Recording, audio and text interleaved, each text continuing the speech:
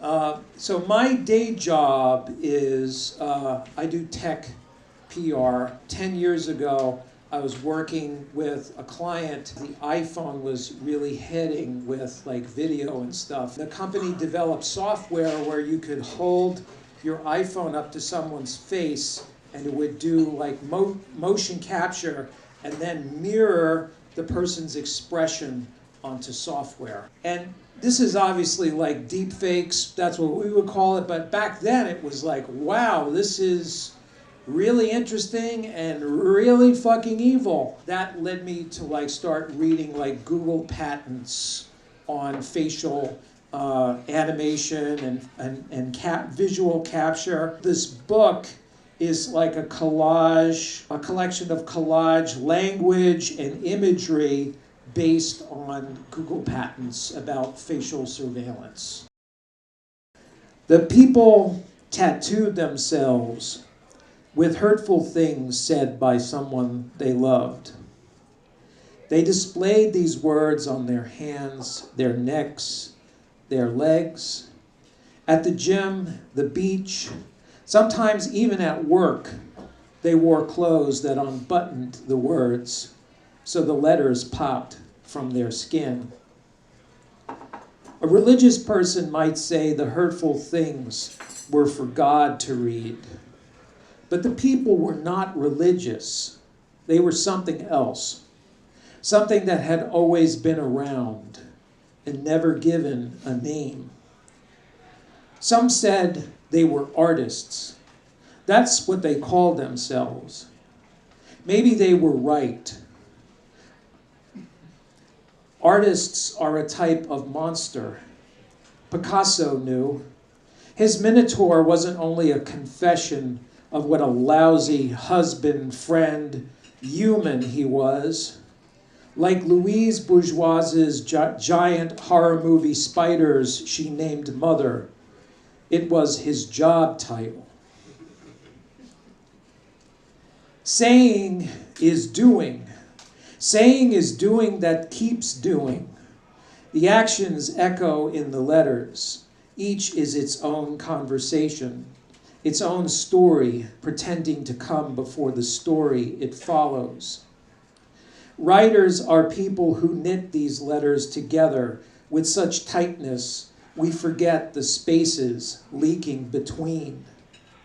They also show us how to tie the garment end to end, so the echo in the letters hushes with the breath.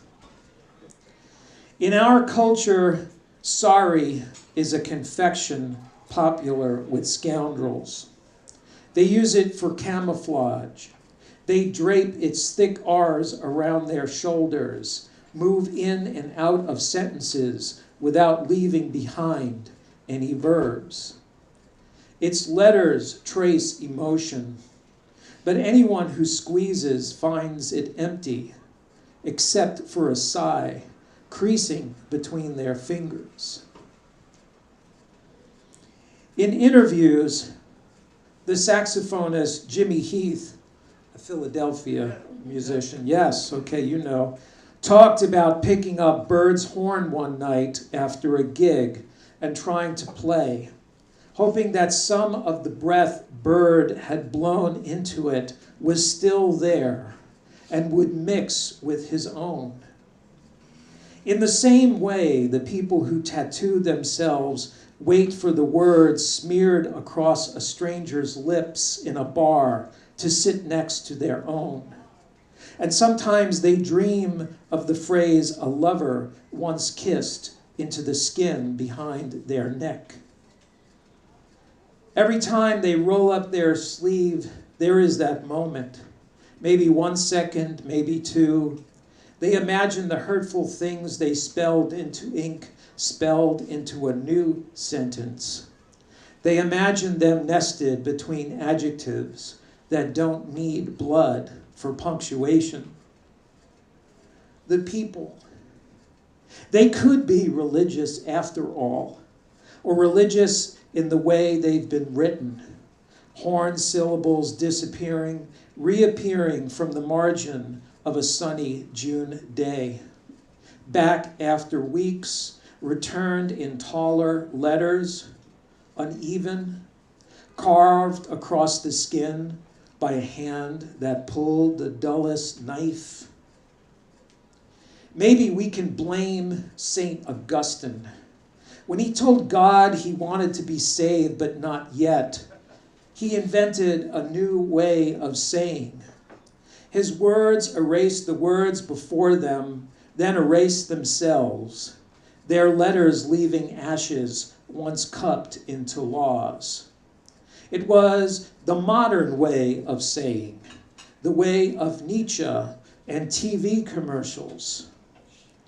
The people who tattooed themselves, they know. God is dead, Coke is it. Both say the same thing with different color crayons. They're saying for people who don't want it, who, like St. Augustine, never needed to be saved. Writing. Sometimes it is the string of words we tuck into our shirt pocket. These words, they are one of those strings. I tucked them into my pocket today during an afternoon walk. Now they are here, dirty, each letter faded a different color. What sentences will I sew with them? Or will they hang with the other strings? 5 words from my father 30 years ago, 2 from my mother the day before she died. Some strings I'll never get rid of. I'll always try. Writing is trying, and all writing is happy, even writing threaded with the saddest moments. We write believing that one day a sentence will carry away the words that resisted us for decades. 30,000 invisible dots traveling from the camera. They loop the face in a sentient halo, each dot like the blue cartoon pins of an online map. Columbus traced paradise in the bloody outline of his boot. The face is the last parcel of that claim.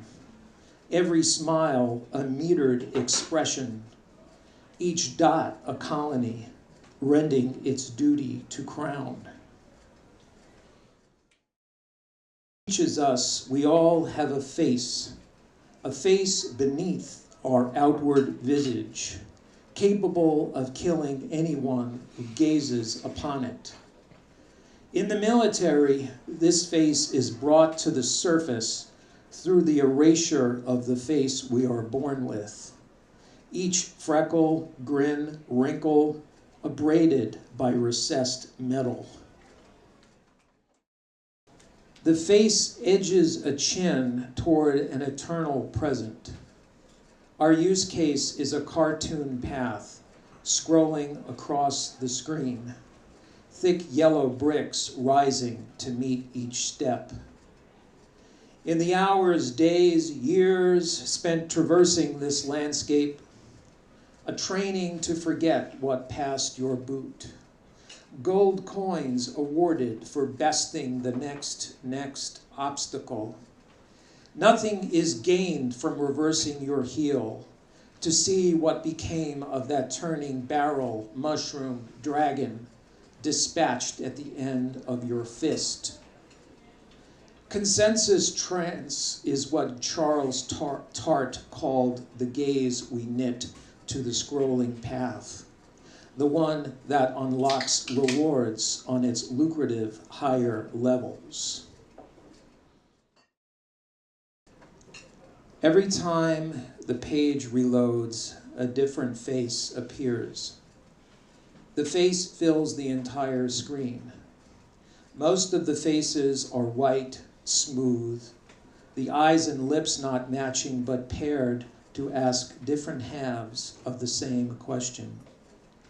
No explanatory material is provided, except for the address of the site, which proclaims that none of these people exist. You wonder for a moment why you are not disturbed.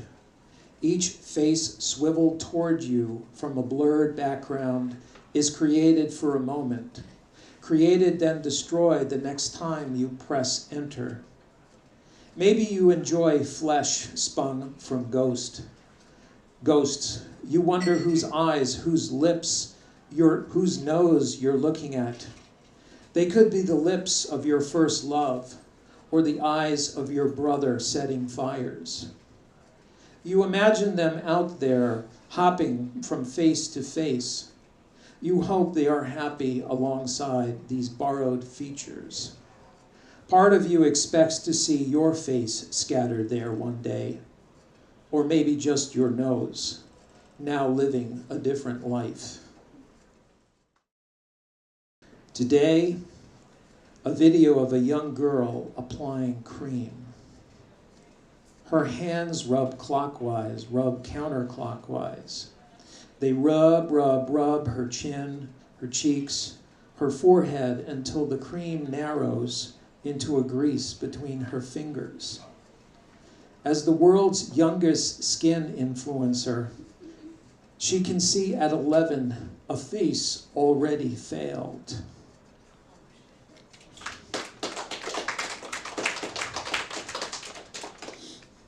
Hyperobject. It is the object that occupies no place except every place. When Timothy Morton coined the term, he unspooled his tape from the chest.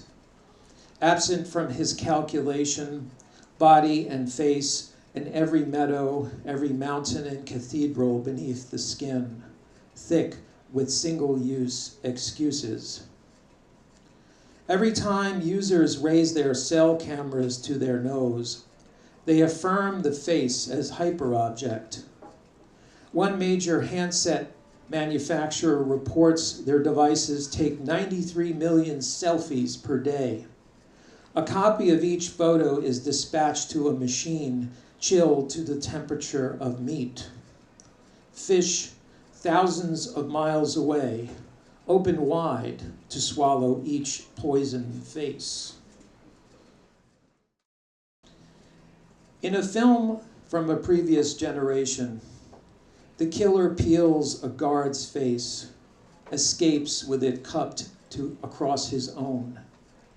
Face in Asian cultures is a social construct. It is a value gained or lost, depending on behavior and circumstance.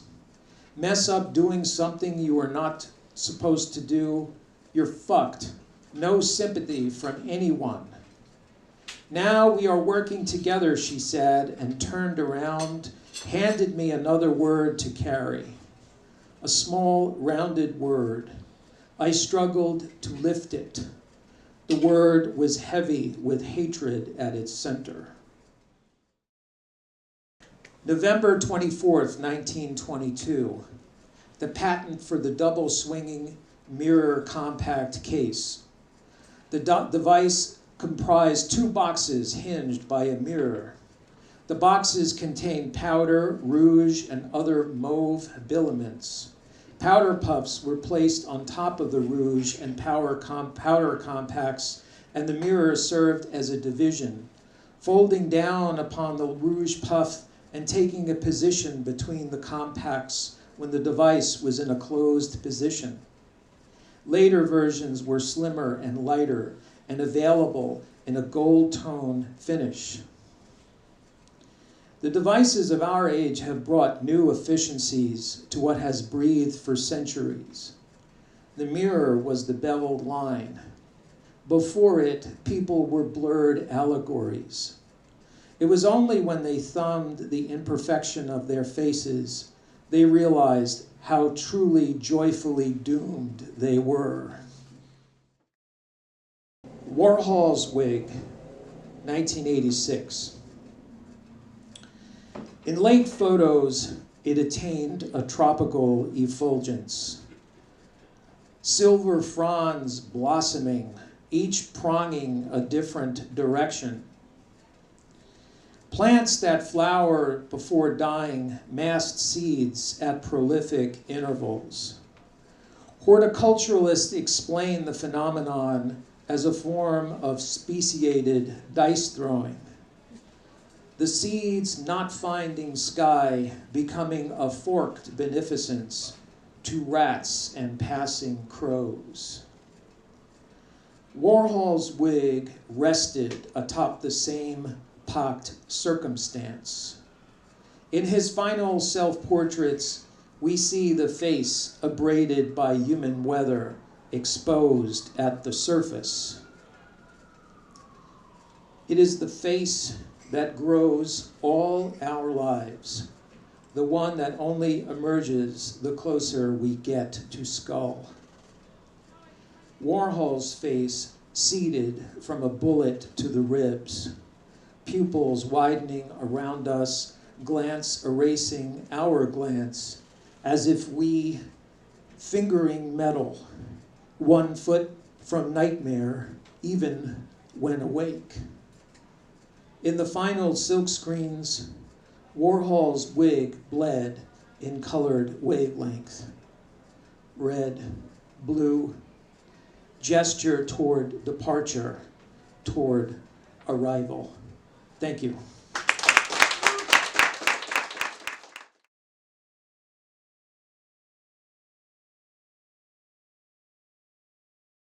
It was a rope swing. When it lost its sleeves, there was no shade for the tire. This was my only thought. To hell, all else is pervasive, sharpening of mind. The mind sharpens towards the tool. This is how I came to be. Is that how gun made freedom? When everything is a tool, so is a bomb. Our psychic river only flows red here. I call back the leaves, but not for the tire. No tyrant in the quaking aspen. She walked with the shape of a horse in between her knees, except there was nothing to ride here but speculation. I said to her, pick up a bow and play.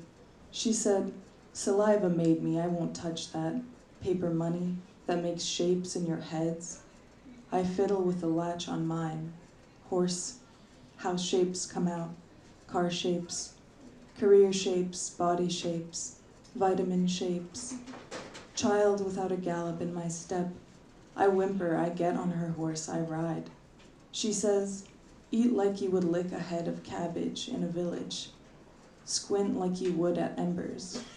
Love like the horse that carries you when it could run. Apotasaya de psikogenias, yengese. From the saliva you come.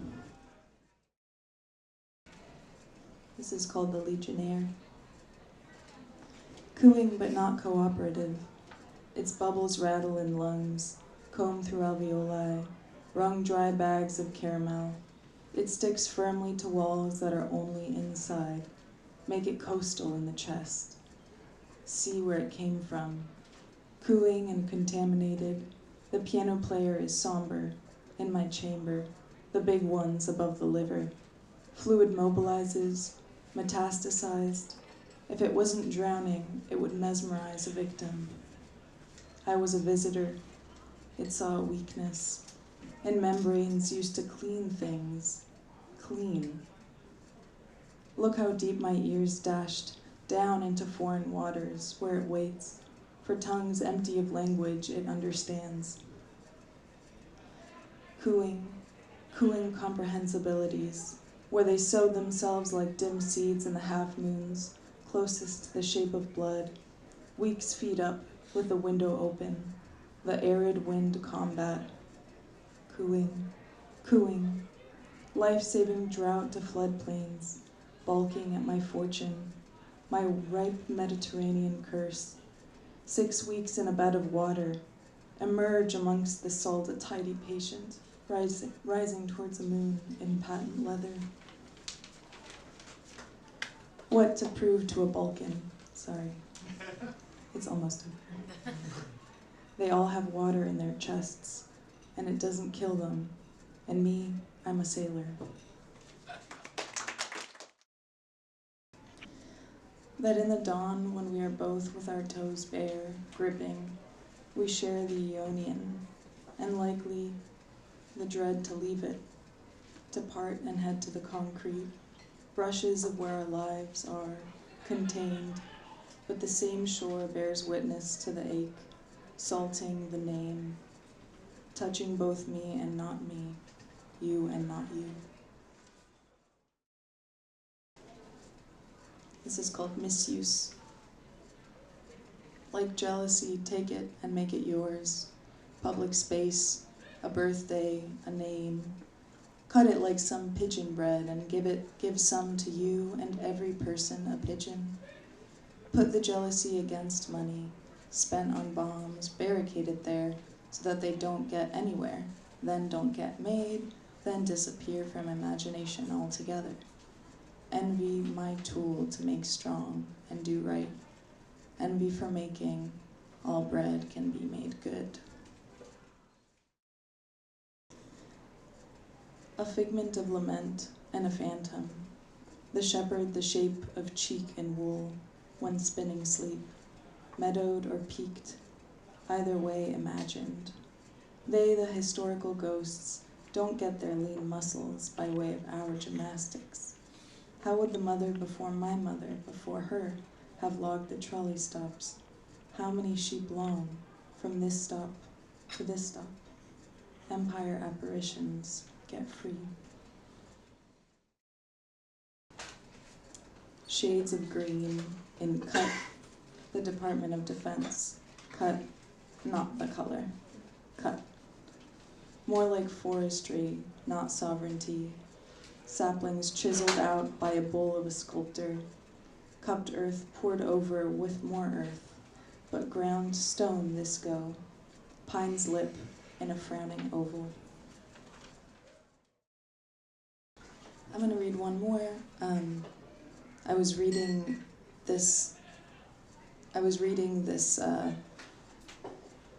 book called The Secret History by this historian from the Byzantine era, from like 500 AD. And he was the historian of Justinian and Theodora and wrote these like glowing histories of the time, but secretly wrote this history of their tyranny that they did not find out while he was alive because they would have killed him. But every other line from this poem is from that book. So it's from Procopius, and every other line is mine. So I don't want to take the credit fully. And he thought that what a moment before had been lacking was, contrary to expectation, filling out again. No one is coming to save us, to restore the head, to petrify the demon and combust it. Neither eyebrows nor eyes were in their normal position. Gradually, however, he saw the face return to its normal shape. Living among the kind of power that eats human features, recall justice Romanized, who were suffering violence and injustice beyond bearing. What to remember then, that those that walked paths into the dirt 1,000 years away are near, and that we touch. Living is ours, and in the hours are the mysteries. Thank you.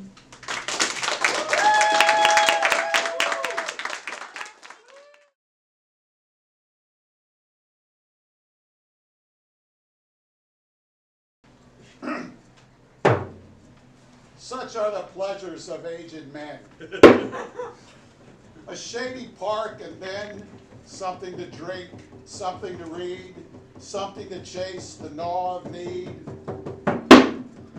Things that have slipped away again. Time is short. Time is short. Time is short. There's no telling when. Desire will come like a bird to a crumb, pecking away. What's done is done.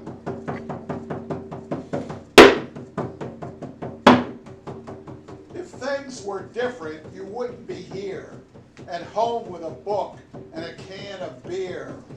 What's expected, how to act, those days are gone. Alas and alack. Part 2.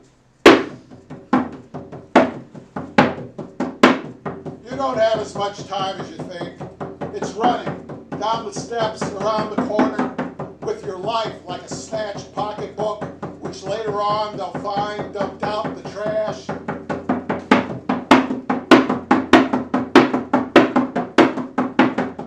You could say, be careful.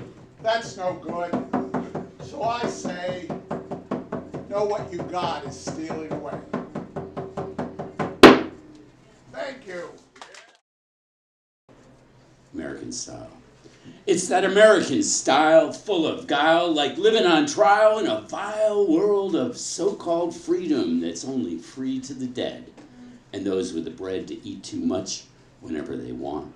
And there's a good old-fashioned hang 'em from their toes, judge and judge to see to this. No need for rhyme or reason. This treason goes easy amidst the wheezy, whining, broken spokes of wheels, worn out with abuse and extraordinary use. American style, such guile, feeds the seed of greed, dead in the land of the free. American style, such guile. And Judge Jimmy's got a fat bench, a ferocious bench, a fake philosophy bench, wants a TV show bench. He's some kind of protectorate against the not so perfectly fitted for democracy. It's where hypocrisy kills idiosyncrasy, passionately pursuant to this or that. And that system, it just goes on and on and on. Money making, magic making, feeds that seed of greed, pastes a picture, small t truth, so we're told, more simple than dollars for donuts or a chicken in a pot. American style, such guile, land of the free, for those who cannot see, for the ones who don't agree, it's dead in the land of the free. American style, such guile. Judge Jimmy's beware, as one by one we shall dare to stand in physical form with spirit pleading where this needing for voice rings out. The truth of this opens, revealed like an onion, longer than the man's ability to hide or bury, and faster than one might think. We are avatars of the incarcerated, the eviscerated and evaporated. Ones with numbers too many will feed the seed of greed no longer and live dead in the land of the free, because it's plain to see this American guile and all its style.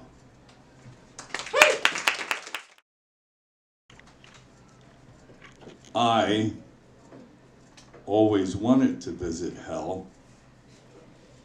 I always wanted to visit hell, not Sartre's hell of other people, but the theme park hell of Dante's Inferno, with Virgil, the Carney Barker, calling out, "Right this way, folks, the world's only Minotaur, the genuine Minotaur, ladies and gentlemen, accept no imitations." Is that the Hippogriff, with Ariosto riding it around the different circles of hell? For sure, there are lots of poets in hell, not because they deserve to be there, but simply because they're everywhere.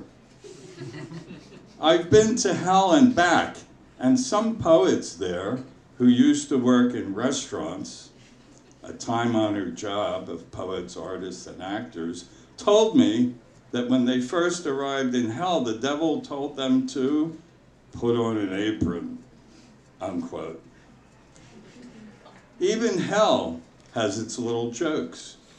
Not that the devil has a sense of humor. In fact, one of hell's chief amusements is cracking jokes at the devil's expense. He hates that with a passion. The poets, of course, are best at coming up with funny taunts. Everyone is always bothering them for good lines. That's their torture. But at least they're receiving the attention they never got on Earth. Thank you. This is Wall Street, in the land of crystal chandeliers and the elevators and paper gold. Dealers come to stand in the pit, make rich people richer, from the money of people who don't have any. Now who cares about those losers? They pass by the man with the white beard and plenty of room on the van, who proclaims, "You watch yourself, motherfucker!" Don't worry, they won't. There you go. Oh.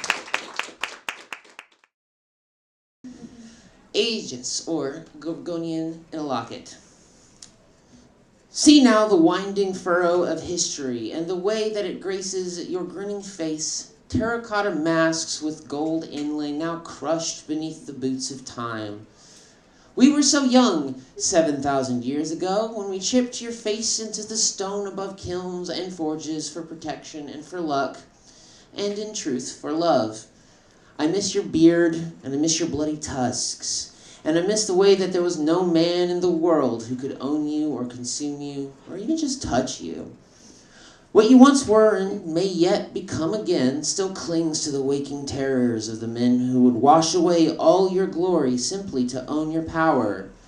You were made beautiful so you could be killed, given a body so they could behead you, and only once you were dead did they have their little Perseus Victor.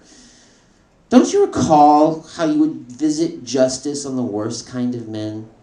I do, as I look at those old shields with your grinning face on them, and I reminisce.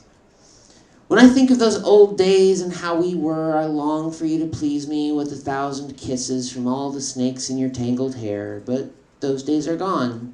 Still, even after all this time, I recall when I was weak. It was the loving gaze of my she-beast of Sarpedon that gave me the strength of stone itself. Thank you. Cash machine, larger cash machine, lotto box. The menu is circular, and everybody combs their beard here. A smooth young man, and blue-collar work will not tarnish this smoothness. I take out $80, and I am told there's no surcharge. I pour my coffee, and the man sees me. I no longer apologize for paying $1.75 with a $20 bill. He gives me the correct change. We both count it, respectfully. Out the doors, cigarette and scratcher. Scraggly white uncle of Yaden, PA. Over the trash can. What's going on, buddy? Hey. This piece is called Sunoco Soliloquy. Oh, but it is dirty. Oh, but it is dirty. Excuse me. Anything to help out this inevitable invalid? Leading top scorer, Vietnam veteran, pill to make alcohol trigger vomiting American reflex? Mother Nature, Father Time, Uncle Sam. Mother Nature, Father Time, Uncle Sam. And Dad is dead, but we're celebrating life. SNAP benefits, produce, delivery man. We rode in the truck eating candied cigarettes and swapping rotten peaches. Anything to help out your starving civil servant? Mother Nature, Father Time, Uncle Sam. Mother Nature, Father Time, Uncle Sam. And this place smells like straight gasoline attitudes. Ignite with the indicated talking points. Revel in your loss of benefits. Best friend lost to broken blanket covering next to unplowed city ice. Mother Nature, Father Time, Mother Nature. And maybe I'll light this whole place up. Punch through the cracked window pane. Ravage a secured social number. Take your plastic bags with designated turtle holes. Maybe he'd like that. Maybe don't let the door hit your exiting behind. And do be careful with that Uncle Sam match. Mother Nature, oh, Mother. By the sea, but it's the letter C. And it remains the letter C through the first stanza. Then it becomes the Oceanic Sea. I hope you'll be able to hear the change. By the sea, by the beautiful sea, by the sea sharp of high tide, by the bee of low tide, by the sea, in the music of spheres, in the interference of refraction? Where is it possible to look through green glass at the ocean and hear it true? Thank you. A stringless violin's strings are beached on a shoreline, drafts with no direction. Love sustains something like helplessness. Richard Nixon prowling the streets at night armed with a bag of nickels. Contactless person emeritus. Turn to page 1107. A blank page in church. Let us pray. And like that, Eric Satie is eaten by Conlon Nancaro in Mexico City. 2-player pianos on their stomachs. Everywhere white butterflies yelling numbers. There seems to be no organization. And thus went all my incoherence. A giant upright coffin modified into a metronome by adding a giant pendulum and other parts. The Beatles won the 1960s when they created every sound. Where this came from, it is not known, but it is the perfect number. Meanwhile, Pope Gregory is in the business of groveling, world without end. Are our hearts nothing? A discarded comforter leans against the light post. The people, they laugh. One cannot imagine Duchamp's desire to live without memory, which ran like flames over a clothesline, needing a pill just to take the pill. However, the distortions were desirable. For instance, the die is cast, as Caesar said. It runs, it fails, the ultimate symbol of strength. Now enthroned, an entire French town gradually turns into rhinoceroses, and the distance becomes you.